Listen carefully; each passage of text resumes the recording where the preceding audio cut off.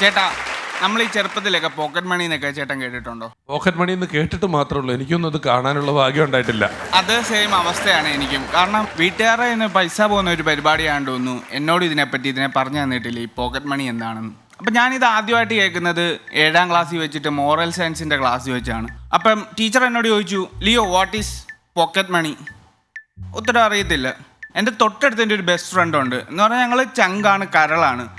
ഇവൻ മറ്റേ സ്പടികത്തിലെ ബാലും ഒക്കെ ചാടിക്കയറിന്ന് ഉത്തരം പറയുന്ന പോലെ പോക്കറ്റ് മണിയെ പറ്റിയിട്ട് ഒരു പാരഗ്രാഫിലൊരു ഇംഗ്ലീഷിലും കാച്ചി. എനിക്കൊരു കിണ്ടി മനസ്സിലായില്ല. ഞാൻ എന്ത് ചെയ്ത് ആ വിഷയം പോയി. എൻ്റെ ഈ കൂട്ടുകാരെന്ന് പറഞ്ഞാൽ പണ്ട് തൊട്ടേ ഭയങ്കര ബിസിനസ് മൈൻഡാണ്. നമ്മളെന്നൊക്കെ പറഞ്ഞു കഴിഞ്ഞാൽ ഈ പഠിക്കുന്ന സമയത്ത് അങ്ങോട്ടും ഇങ്ങോട്ടും പ്രണയിക്കുന്നവരുണ്ട്. അപ്പോൾ ഇവർ കുറേ ഗിഫ്റ്റുകൾ തമ്മിൽ കൈമാറും. പക്ഷേ ഒരു പ്രശ്നമുണ്ട്, ഇത് വീട്ടിൽ കൊണ്ടുപോകാൻ പറ്റത്തില്ലല്ലോ.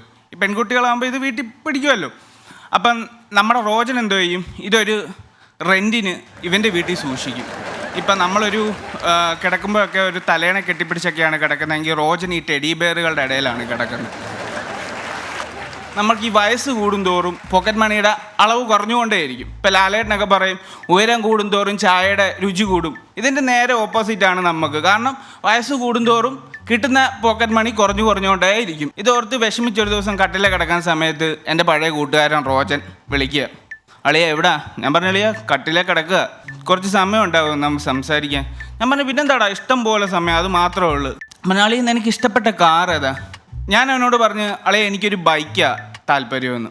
അപ്പോൾ അവൻ എന്നോട് എടുത്ത വില പറഞ്ഞു, എൻ്റെ പൊന്നെ നീ ഇപ്പം എത്രലാടാ, നീ ഒരു കാറൊക്കെ സ്വപ്നം കാണുമെന്ന് പറഞ്ഞിട്ട് ഞാൻ പറഞ്ഞു അതേടാ ഞാൻ ലക്ഷറി കാറങ്ങ് സ്വപ്നം കാണുമോ നീ പറഞ്ഞ സ്ഥിതിക്ക്. നെക്സ്റ്റ് അവനോട് ചോദിച്ചു അളിയ ട്രിപ്പൊക്കെ പോകണ്ടേടാ നമുക്ക്? ഞാൻ പറഞ്ഞു അളിയ മൂന്നാർ പോയാലോ? എൻ്റെ പൊന്നെ നീ ഇപ്പോഴും ഈ താഴ്ന്ന ചിന്താഗതി നിൽക്കാതെ ഉയർന്ന് ചിന്തിക്കടാ, നമുക്ക് വല്ല പട്ടായയിലോ വല്ല ആംസ്റ്റർഡാമിലോ ഒക്കെ പോവാം. ഇങ്ങനെ ഓരോന്നായിട്ട് ഇവനിങ്ങനെ പറഞ്ഞുകൊണ്ടിരിക്കുക. അപ്പം ഞാൻ ചോദിച്ചു ഇവനിനി തലയ്ക്ക് വല്ല വട്ടോ വല്ലോ ആണെന്ന് വെച്ച് ഞാൻ ചോദിച്ചു അളിയ എന്തുവാ നീ പറഞ്ഞു വരുന്നത്?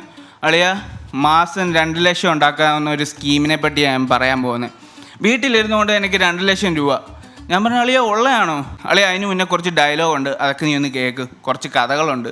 ഞാൻ പറഞ്ഞു ഓക്കെ അളിയ ഋത്തിക് റോഷൻ്റെ കഥ അറിയാമോ നിനക്ക്?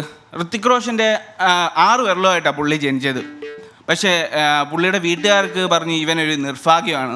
ബാക്കി കഥ എടാ ഞാൻ നാളെ രാവിലെ വരെ നമുക്ക് ഒരിടം വരെ പോകണം.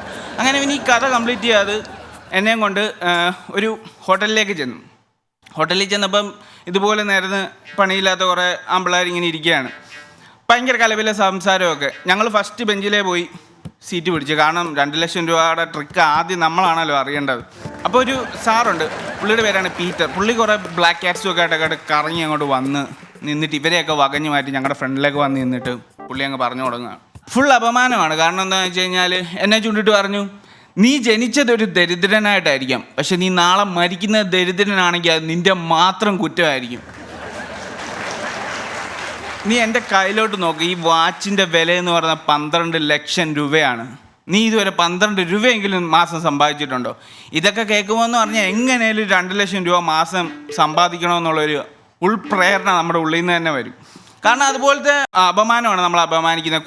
കൂടെ നമുക്ക് മോട്ടിവേഷനോടെ തരാം. അതുകൊണ്ട് നമുക്കത് ഫീൽ ചെയ്യത്തില്ല. ഇങ്ങനെയൊക്കെ പറഞ്ഞിട്ട് പുള്ളിയുടെ സ്കീം പറഞ്ഞു, എടാ സിമ്പിളാണ് സംഭവം, 2000 രൂപ നിങ്ങൾ ഇറക്കുക, 2 പേരെ നമ്മുടെ ഈ പരിപാടിയിലേക്ക് ചേർക്കുക, പിന്നെ ലക്ഷ്യങ്ങൾ ഇങ്ങനെ വന്നുകൊണ്ടേയിരിക്കും.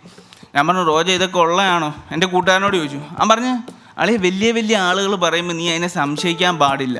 ഇങ്ങനെ ഈ ക്ലാസ്സൊക്കെ കഴിഞ്ഞിട്ട് ഞങ്ങൾ വെളിയിലോട്ട് ഇറങ്ങുകയാണ് വീട്ടിലേക്ക് പോകാനായിട്ട്.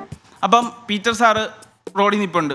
പീറ്റർ സാറ് ഞങ്ങൾ വണ്ടി ഇങ്ങനെ പാസ് ചെയ്ത് പോയപ്പം സാറ് ചോദിച്ചു മകളെ ഒരു ലിഫ്റ്റ് തരാൻ പറ്റുമോടാ? ഞാൻ പറഞ്ഞു സാറ് കാറിലൊക്കെ വലിയ കാറൊക്കെ എടാ ഞാനത് ബുക്ക് ചെയ്തിട്ടുണ്ട്, നിങ്ങൾ എന്നെ ഷോറൂമിൻ്റെ വാതിക്കലോട്ട് ഇറക്കിയാൽ മതി, ഞാൻ അവിടുന്ന് പിടിച്ചു പോയിക്കോളാം. ശരിക്കും പുള്ളിയെ ബസ് സ്റ്റാൻഡിലാണ് ഞങ്ങൾ ഇറക്കേണ്ട വന്നത്. ഇങ്ങനെ സംഭവം നടന്നു പോകുന്ന വഴിക്ക് ഞങ്ങളെ പോലീസ് വിളിച്ചു. കാരണം ട്രിപ്പിൾ വെച്ചാണ് പോകുന്നത്. പോലീസ് വിളിച്ചിട്ട് പെറ്റി അടിച്ച് 500 രൂപ കൊടുക്കാൻ കാശുണ്ട്, പക്ഷെ നമ്മുടെ ബിസിനസ് മൈൻഡ് പൈസ ഇറക്കത്തില്ല. ഇങ്ങനെ ബാർഗൈൻ ചെയ്ത് നിൽക്കുന്ന സമയത്ത് പീറ്റർ സാറ് പുറകിൽ നിന്ന് വിളിച്ച് പറയാം 2 ലക്ഷം രൂപ മാസം സമ്പാദിക്കാൻ പോകുന്നവന്മാരാ ഒരു 500 രൂപ മുടക്കാൻ ഭയങ്കര ബുദ്ധിമുട്ട്. അവൻ്റെ കയ്യിൽ നിന്ന് അവൻ്റെ 2 ലക്ഷത്തിൽ നിന്ന് 500 പോകുന്നതുകൊണ്ടാണോ എന്തോ അവൻ എൻ്റെ 2 ലക്ഷത്തിൽ നിന്ന് 500 പെറ്റി അടപ്പിച്ചത്. ഇതിൽ എങ്ങനെയാലും 2 പേരെ ചേർക്കണം. അപ്പം എൻ്റെ കൂട്ടുകാരന് ചേർക്കാൻ ഞാനുണ്ട്, എന്നെ ചേർത്ത് ഇതിൽ പിടിച്ചിട്ടാൽ മതി, പിന്നെ ഒരുത്തനെ കൂടെ കണ്ടുപിടിച്ചാൽ മതി അവന്. എനിക്കാണെങ്കിൽ ആരുമില്ല.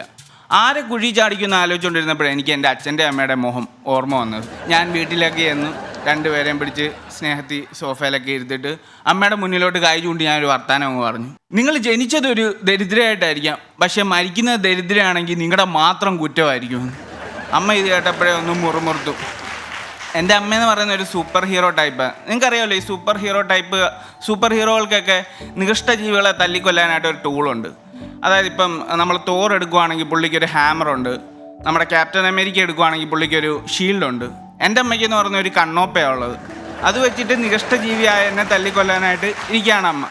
അമ്മ നൈസായിട്ട് അത് എടുക്കാൻ അടുക്കളയിലോട്ട് കയറി. ഞാൻ പറഞ്ഞു, പ്ലാൻ ചീറ്റിയല്ലോ. അച്ഛൻ മാത്രം ഒന്നും മിണ്ടാതെല്ലാം കേട്ടോണ്ടിരിക്കുകയാണ്. അപ്പം ഞാൻ ഇത് അച്ഛൻ്റെ സൈഡിൽ ഏറ്റില്ലെന്ന് അറിഞ്ഞിട്ട് ഞാനിത് തിരിഞ്ഞങ്ങോട്ട് നടക്കുകയാണ്. അപ്പോൾ അച്ഛൻ എൻ്റെ നൈസായിട്ട് എൻ്റെ 2 തോളയിലോട്ടും പിടിച്ചിട്ട് പറഞ്ഞു, MLM പീറ്റർ സാറ് മാസം 2 ലക്ഷം.